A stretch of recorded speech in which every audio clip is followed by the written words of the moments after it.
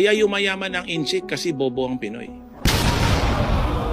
O anong klaseng mindset meron tinuturo yung ating mga Filipino-Chinese na elders sa mga kabataan ngayon? Every time we have a meeting, no, sa mga networkers, prospects, almost every time magsalita ako, sinasabi ko, ang basic difference lang ng Pinoy sa ka-inchik, yung Pinoy, anak, mag-aral ka mabuti para pag-graduate mo, makahanap ng magandang trabaho. Samantalang sa inchik, growing up as early as what? 2 years old, 3 years old, basta nakakapagsalita ka na, nakakaintindi ka na, anak, mag-aral ka mabuti para pag-graduate mo, magpatayo ka ng sarili mong negosyo. At makapagbigay ng trabaho. Well, hindi umabot dun eh. Sinabi lang magtayo ng sariling negosyo. In our case, since my grandparents have a lot of business, ang dinadagdag doon para ikaw na magpapatakbo ng mga negosyo natin.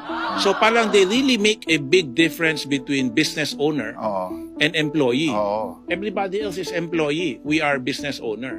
And one thing na palaging sinasabi ng lolo ko, na sabi ko, prangka ko to sasabihin sa inyo, huwag kayong magagalit. Sabi ng lolo ko, kaya yumayaman ang inchik kasi bobo ang Pinoy. When you say bobo, it's not stupid. It's because the mindset is different. Gusto mong maging empleyado eh. Yun yung pangarap mo eh. 'Di ba? Samantalang yung inchik gusto magnegosyo. So, yung nakikita ko, yung houseboy ng lolo't lola ko, yung anak niya, naging houseboy ng tito-tita ko.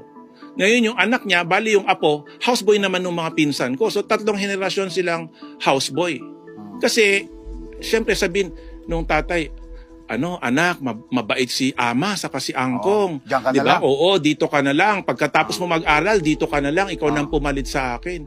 So nagiging ganon. The business owners inherit the business. The employees, no, in our case, Chinese business, family business, the employees inherit the employment or the job of their parents. O para bang sort of saying, kung ang yaman na ipapamana, ang kahirapan na ipapamana rin. Yes. Kasi mali yung mindset na pinamana, kaya yun din, kahirapan yung minana. So it boils down to the direction of the parents talaga. Yes.